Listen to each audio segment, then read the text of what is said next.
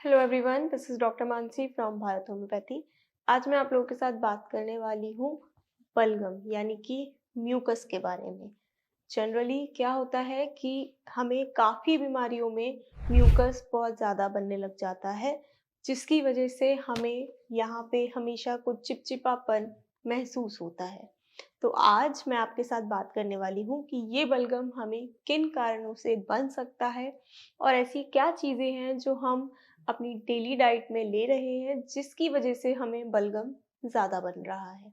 उससे पहले हम ये थोड़ा-सा जान लेते हैं कि बलगम अगर ज़्यादा बनता है तो हमें क्या दिक्कत आ सकती है। म्यूकस म्यूकस हमारी रेस्पिरेटरी ट्रैक्ट में नॉर्मली थोड़ा-सा प्रेज़ेंट होता है जो कि ज़रूरी है।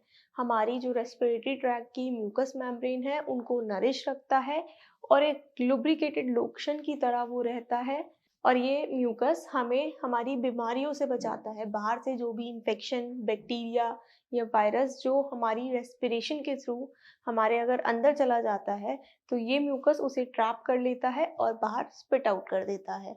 म्यूकस हमारी म्यूकस मेम्ब्रेन को नरिश भी रखता है जैसा कि मैंने आपको बताया।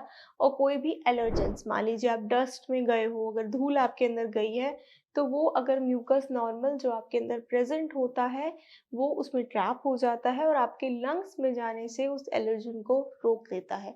इसीलिए म्यूकस ज़रूरी भी है। ऐसा नहीं है कि अगर म्यूकस बिल्कुल नहीं बनता है तो बहुत अच्छी बात है, नहीं। म्यूकस नॉर्मल बनना ज़रूरी है, उससे आप बचे रहते हो। लेकिन जब म्यूकस ज़्यादा बनता है, अब म्यूकस अगर ज़्यादा बनेगा तो हमारा जो लंग्स है, लंग्स में जो छोटी-छोटी सी नलियाँ होती हैं जिनके दौरान हम जिससे साँस लेते और छोड़ते हैं, उसमें अगर बलगम ज़्यादा बन जाएगा तो उनका जो रास्ता है वो छोटा हो जाएगा, तो हमें साँस लेने में बहुत ज़्यादा दिक्कत महसूस होने लगेगी। हमें भारीपन लगेगा, हमें हमेशा लगेगा कि कुछ है। अगर आपकी थ्रोट में हमेशा म्यूकस जमा रहेगा और बहुत ज़्यादा रहेगा, तो बार-बार आपको ऐसे लगेगा कि मैं कुछ स्पिट आउट कर दूँ, मैं कुछ बाहर निकाल दूँ। क्यों? क्योंकि वो बलगम इतना जमा हो जाएगा यहाँ पर कि आपको भारीपन, चिपचिपापन हमेशा लगा रहेगा। इसीलिए म्यूकस ओवर भी नहीं बनना चाहिए, इससे आपको साँस लेने में बहुत ज़्यादा दिक्कत महसूस होती है। तो अब हम बात करते हैं ऐसी चीज़ों की, ऐसे फूड्स की या फिर ऐसे ड्रिंक्स की जो हम अपनी डेली रूटीन में ले रहे होते हैं और हमें नहीं पता होता कि वो हमारा जो म्यूकस है उसकी प्रोडक्शन को बढ़ा रहा है और हमें दिक्कत हो सकती है। अगर आप अस्थमैटिक पेशेंट हैं तो म्यूकस आपको ज़्यादा नहीं बनना चाहिए, उससे आपको और दिक्कत होगी। अस्थमा में क्या होता है, अस्थमा में जो आपकी नलियाँ होती हैं उनमें सूजन आ जाती है और आपको साँस लेने और छोड़ने में बहुत दिक्कत आती है। अब नलियों में जगह ऑलरेडी कम है और अगर आपको म्यूकस भी ओवर बनने लगेगा, तो वो नलियाँ और छोटी हो जाएँगी। इसीलिए आपको बहुत ध्यान रखना है कि आप क्या खा रहे हो और क्या पी रहे हो। क्योंकि अगर आप ऐसे ही फूड्स अपनी डाइट में लेते रहोगे, जो कि बलगम बढ़ा रहे हैं, तो ये दिक्कत की बात है। तो आइए बात करते हैं उन फूड्स की। सबसे पहली चीज़ है डेयरी प्रोडक्ट्स। डेयरी प्रोडक्ट्स कहीं न कहीं हमारे म्यूकस को बढ़ा देते हैं और हमारे म्यूकस को और ज़्यादा गाढ़ा कर देते हैं। विस्कोसिटी बढ़ा देते हैं हमारे म्यूकस की। इसीलिए हमेशा डेयरी प्रोडक्ट्स आपको अवॉइड करने हैं। अगर आप अस्थमैटिक पेशेंट हैं या फिर अगर आपको कोल्ड, फ्लू या किसी भी तरीके का कोई इन्फेक्शन हुआ है, तो प्लीज़ आप डेयरी प्रोडक्ट्स को थोड़ा-सा अवॉइड करिए। अगर आप दूध पी रहे हैं तो आप थोड़ा-सा लीजिए, उसको डाइल्यूट कर लीजिए और उसमें हल्दी डाल के लीजिए, वो फिर भी बेनिफिशियल है। लेकिन जैसे लस्सी होता है, दही होता है, अगर आप ये प्रोडक्ट्स ले रहे हो तो इसको मत लो। ये आपके म्यूकस के प्रोडक्शन को बढ़ा देंगे। इसके अलावा हम बात करें तो कार्बोनेटेड ड्रिंक्स, अब हर कोई आजकल कोल्ड ड्रिंक्स, ये कार्बोनेटेड ड्रिंक्स जो भी ये चीज़ें आ रही हैं वो सब लेना पसंद करते हैं। लेकिन ये कार्बोनेटेड ड्रिंक्स आपकी थ्रोट को इरिटेट करते हैं, आपकी थ्रोट के म्यूकस मेम्ब्रेन को इरिटेट करते हैं, जिसकी वजह से म्यूकस का प्रोडक्शन बढ़ जाता है। इसीलिए कार्बोनेटेड ड्रिंक्स को आपको अवॉइड करना है। दूसरी चीज़ है कैफ़ीन। कैफ़ीन के बिना अगर हम देखें तो चाय, कॉफ़ी एक इतनी ज़रूरी वाली चीज़ बन चुकी है आजकल की लाइफ़ में, बहुत लोगों के लिए, कि उसके बिना उनका गुज़ारा ही नहीं है। लेकिन आपको ये चीज़ जाननी ज़रूरी है कि ये जो कैफ़ीन है, ये जो चाय कॉफ़ी है, ये आपके म्यूकस के प्रोडक्शन को बढ़ाती है।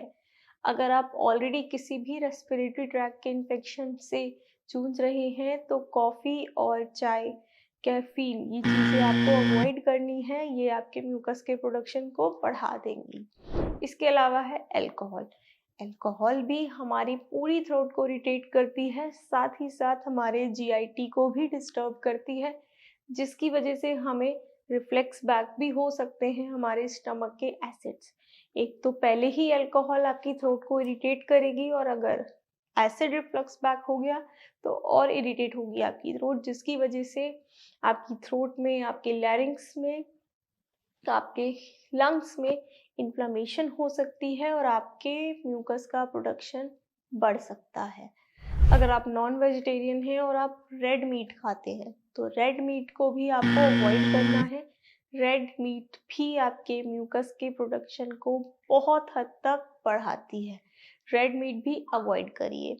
अब ये जितनी भी आर्टिफिशियल स्वीटनर्स आते हैं, या फिर जितनी भी ड्रिंक्स आती हैं, ये जूसेस आते हैं, सब में स्वीट्स होते हैं, आर्टिफिशियल स्वीट्स सब में एडेड होते हैं, और ये आर्टिफिशियल स्वीट्स भी आपको बहुत नुकसान देती हैं।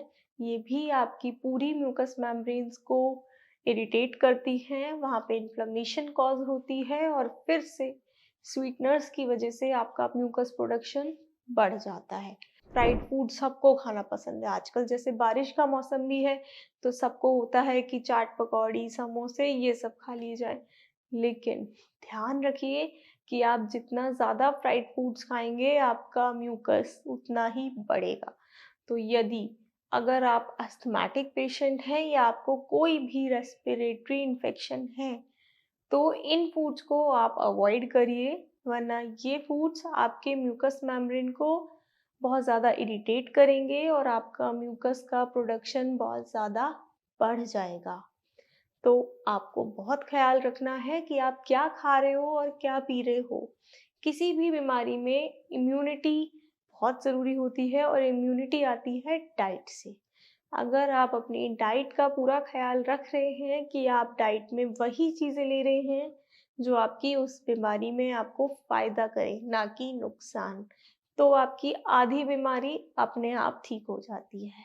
और अगर फिर भी आपका म्यूकस का प्रोडक्शन नहीं बंद हो रहा है, आपको म्यूकस बहुत ज़्यादा बन रहा है, बार-बार आपको गले में खराश हो रही है, और बार-बार आपको म्यूकस निकालना पड़ रहा है, आपको म्यूकस स्पिट करना पड़ रहा है, छाती में आपकी जकड़न है, या आपको साँस लेने में तकलीफ़ हो रही है, तो घबराइए मत। तुरंत भारत होम्योपैथी में संपर्क करिए। यहाँ पे डॉक्टर्स की पूरी टीम है जो आपको बहुत अच्छा ट्रीटमेंट देगी, और होम्योपैथी एक ऐसा ट्रीटमेंट है जो किसी भी डिजीज़ को रूट से क्योर करता है। Thank you.